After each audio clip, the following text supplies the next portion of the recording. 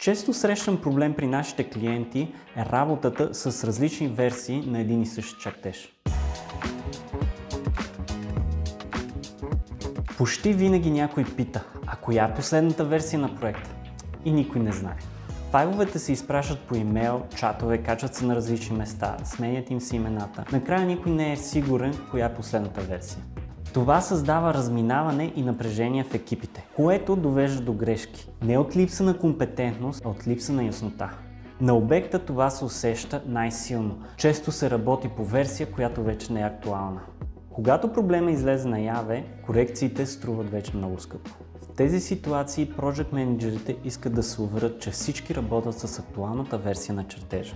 Решението е всички коментари и промени да се случват на едно място, директно върху чертежа. Това се постига с Bluebeam, а риска от грешки е минимален. Когато всички гледат една версия с Bluebeam, решенията стават много по-лесни.